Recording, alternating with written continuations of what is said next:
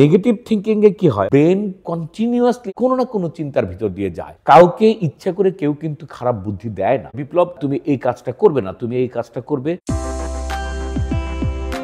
আমি অধ্যাপক ডাক্তার সালাউদ্দিন কাউসার বিপ্লব।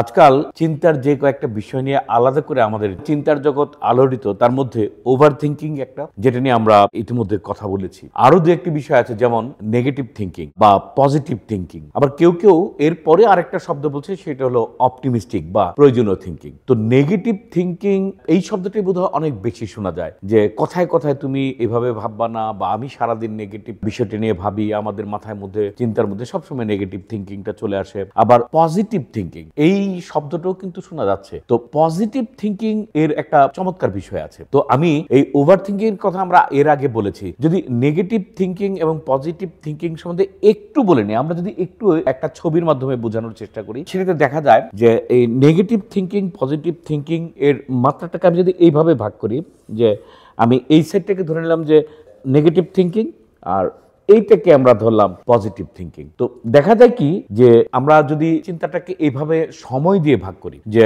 ভবিষ্যতে আমাদের কি ঘটবে, বা ইতিমধ্যে আমাদের জীবনে কি কি ঘটেছে গত কয়েকদিনের মধ্যে, সেটা হতে পারে, বা অনেক লম্বা সময় ধরে হতে পারে। আবার এই যে ভবিষ্যতের কথা, সেটাও কিন্তু অনেক দূরের চিন্তা হতে পারে, বা কালকে পরশু বা 1 ঘন্টা পরের সেই চিন্তাটাও হতে পারে। তো দেখা যায় যে নেগেটিভ থিঙ্কিং এ কি হয়, যে অনেক দিন আগে একটা ঘটনা ঘটে গেছে, সেটার যে নেগেটিভ ইম্প্যাক্টটা, মানে আমি এটা না হওয়ার জন্য, বা ঘটনাটা যদি এইভাবে না ঘটতো, বা এটার জন্য আমাকে কি কি সাফার করতে হয়েছে, কি কি কষ্ট পেতে হয়েছে, কোন কোন দুঃখজনক কাহিনীর মধ্যে দিয়ে যেতে হয়েছে, এরকম পিছনের কাহিনী সম্বন্ধে একটার পর একটা নেগেটিভ সাইড, মানে এটার যে একটা ভালো দিক আছে, সেটা সাধারণত এই নেগেটিভ থিঙ্কিং এ আসে না। আবার ঠিক একই রকম করে ভবিষ্যতে যে কাহিনীটা ঘটবে, যে কালকে আমি পরীক্ষা দিব, আমি ফেল করব, পরশুদিন আমাকে চাকরিতে যেতে হবে, আমার চাকরি হবে না, আমার বিয়ে করতে হবে, ভালো বিয়ে হবে না, আমার ছেলে মেয়েদের ভালো সংসার হবে না, মানে আমার পরকাল থেকে শুরু করে সমস্ত কিছু, যে আগামীতে যা যা ঘটতে পারে তার পজিটিভটা না, শুধু নেগেটিভটা। তার মানে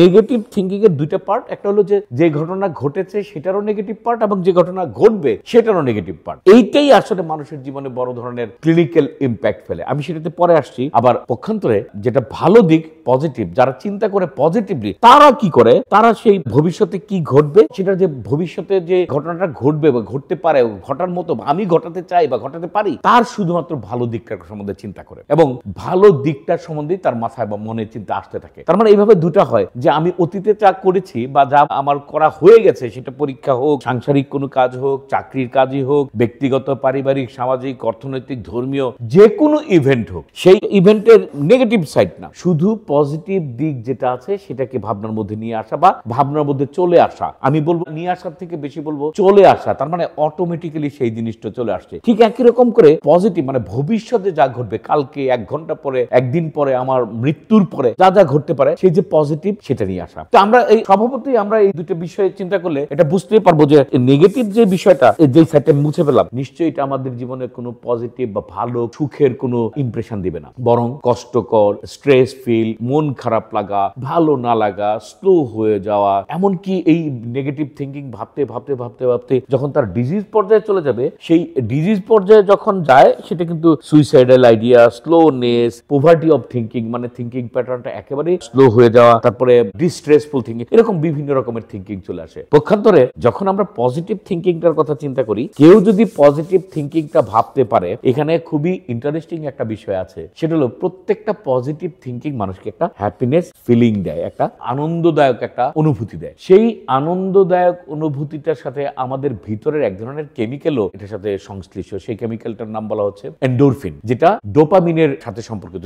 সেই এন্ডোরফিন সামান্য হাসির ঘটনা থেকে শুরু করে যে কোনো ধরনের, সেটা অনেক বড় একটা হ্যাপির কারণ হতে পারে, অনেক বড় একটা সুখের কারণ হতে পারে। তার মানে সামান্য সুখ থেকে শুরু করে যত বড় সুখই হোক, সবকিছুতেই এই এন্ডোরফিন কেমিক্যালটা আমাদের শরীর থেকে বের হয়ে আসে, এবং বের হয়ে আসার জন্য আমরা এক ধরনের শান্তি পাই। আমাদের ব্রেইনের বিভিন্ন জায়গা থেকে বের হয়ে আসে, এবং শরীরে বিভিন্ন জায়গাটার ইম্প্যাক্ট ফলে। তাতে যেটা দেখা যায়, যে আনন্দ বা হ্যাপিটা আমাদেরকে আরো সুন্দর সুন্দর সুন্দর ভালো ভালো পজিটিভ পজিটিভ ডিসিশন মেক করতে সুবিধা হচ্ছে। যারা হ্যাপি থাকে, যারা ভালো থাকে, যারা শান্তিতে থাকে, যারা সুখে থাকে, তারা কিন্তু সঠিক ডিসিশনও তাড়াতাড়ি নিতে পারে, সঠিক ডিসিশন নিতেও তার জন্য ভালো হয়। এখন আমার কথা হলো, এই যে আমি হ্যাপিনেসের কথা চিন্তা করি, সেটা ভবিষ্যতের কাহিনী হোক বা পিছনের কাহিনী হোক, সেটা কি এমনি এমনি ঘটে না। একটা জিনিস এখানে মনে রাখতে হবে যে আমাদের জীবনে ব্রেন বলেন বা মন বলেন প্রতিনিয়ত কিন্তু চিন্তা করতেই থাকে। এমন না যে আপনি ইচ্ছা করলে ব্রেনটাকে আপনি ব্ল্যাঙ্ক করে ফেলতে পারবেন, ইচ্ছা করলে আপনার ব্রেনটাকে আপনি কোথাও রেখে দিলেন যে না আমি কতক্ষণ চিন্তা করব না, এটা কিন্তু হবে না। ব্রেন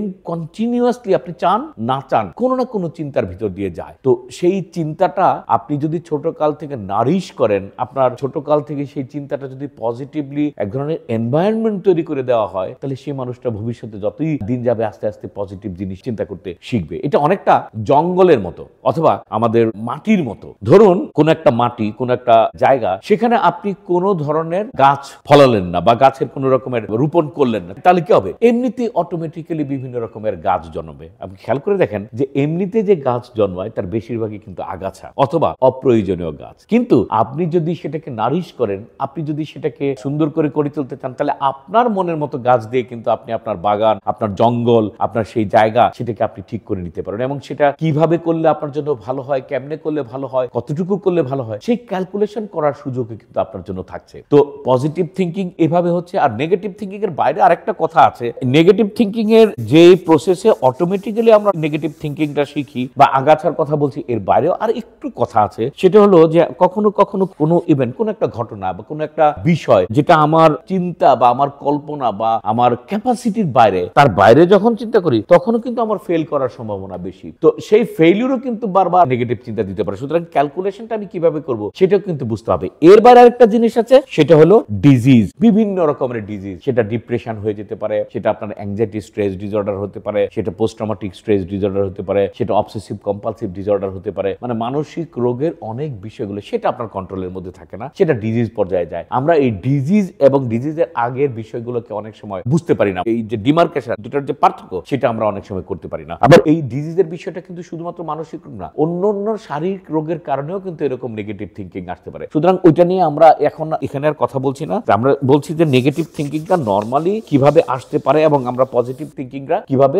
নিজেদের মধ্যে তৈরি করতে পারি। যে সমস্ত বিষয়গুলো আসছে যে একজন মানুষ ছোট কাল থেকে কিভাবে পজিটিভ থিঙ্কিংটা বানাতে পারে, তার মধ্যে ইম্পর্টেন্ট বিষয় হলো যে আপনি সবসময় পজিটিভ চিন্তাটা করতে থাকবেন। এটা খুব কঠিন ব্যাপার। কেউ কেউ বলছে যে ধরুন, এটার একটা সুন্দর উদাহরণ আছে, যে ধরুন কোন একজন মানুষ আপনার কাছে বিপদে বুদ্ধি চাইলো, তাহলে আপনি কি করবেন? আপনি সবচেয়ে সুন্দর সুন্দর বুদ্ধিগুলো দেওয়ার চেষ্টা করবেন। কাউকে ইচ্ছা করে কেউ কিন্তু খারাপ বুদ্ধি দেয় না। তো এই যে খারাপ বুদ্ধি দেয় না, এই খারাপ বুদ্ধি না দেওয়ার বিষয়টা নিজের মধ্যে প্র্যাকটিস করতে হবে। নিজের নাম নিয়ে বলতে হবে যে বিপ্লব, তুমি এই কাজটা করবে না, তুমি এই কাজটা করবে, তোমার এটা করা উচিত, তোমার এটা করা উচিত। মানে এই সেলফ টকিং এর বেশিরভাগ সময় নিজের সাথে ওইভাবেই কথা বলা উচিত যেই ইনস্ট্রাকশনটা অন্য একজন মানুষকে আমি দিতাম। সুতরাং নিজেকে নিজে আমি ইনস্ট্রাকশন দিব। আবার বলে যে ভালো ভালো মানুষজনের সাথে মিশা। অনেক মানুষ আছে যাদের সাথে মিশলে, যাদের সাথে আধা ঘন্টা 1 ঘন্টা থাকলে আমাদের মন খারাপ হয়ে যায়। আবার অনেক মানুষ আছে যাদের সাথে আমরা আধা ঘন্টা 1 ঘন্টা থাকলে আমাদের মনটা ভালো হয়ে যায়। সুতরাং আমরা চেষ্টা করব ওই মানুষের সাথে মিশার জন্য যাদের সাথে থাকলে আমাদের মনটা ভালো হয়ে যায়। অনেক গল্প আছে যে গল্পগুলো শুনলে আমাদের মন খারাপ হয় কিন্তু সেটা আমাদেরকে রিফ্রেশিং দেয়। মানুষ দেখুন, একটু কল্পনা করে দেখুন, আমরা সিনেমা দেখি, গল্প দেখি, গল্পের বই পড়ি, দুঃখজনক কাহিনী কিন্তু আমাদের বেশি ভালো লাগে। আমরা কাঁদতে পছন্দ করি, কান্নাটাই আমাদের বেশি ভালো লাগে। কিন্তু এই কান্নাটার মধ্যে এক ধরনের ফ্রেশনেস কাজ করে, নিজেকে নারিশ করা, ভালো লাগার বিষয়টা কাজ করে। ভালো খাবার খাওয়াও কিন্তু সেটার সাথে সম্পর্কযুক্ত। শরীরের দিকটা ভালো রাখা, সেটাও কিন্তু পজিটিভ থিঙ্কিং এর একটা বিশাল বিষয়। এছাড়া আরো দুটা জিনিস আছে, সেটা এফার্মেশন, মানে নিজেকে নিজে সন্তুষ্ট রাখা, নিজেকে নিজে অ্যাওয়ার্ড দেওয়া, নিজেকে নিজে রিওয়ার্ড দেওয়া। কিরকম? না, আমি এই কাজটা খুব ভালো করেছি বা আমি এই কাজটা খুব ভালো পারি, আমার বিষয়গুলো কনফিডেন্সের মধ্যে আছে, আমার এই বিষয়টা কন্ট্রোলের মধ্যে আছে, না আমি এই কাজটা সুন্দর করে করেছি। এই বিষয়গুলো নিজের সাথে নিজে গল্প করা। একই সাথে অন্য মানুষ যদি কেউ কিছু করে, তাকে যতটুকু অ্যাপ্রিশিয়েট করার সুযোগ থাকে সেটাকে আমরা করব, ছোট হোক বড় হোক করব। এই যে অ্যাপ্রিশিয়েট করার যে টেন্ডেন্সি, এইটাও মানুষকে একটা পজিটিভ থিঙ্কিং এর দিকে চলে আসে। এরকম আরো কিছু বিষয় আছে, যেমন সবসময় হাসির বিষয়টা মনে রাখতে হবে, সবসময়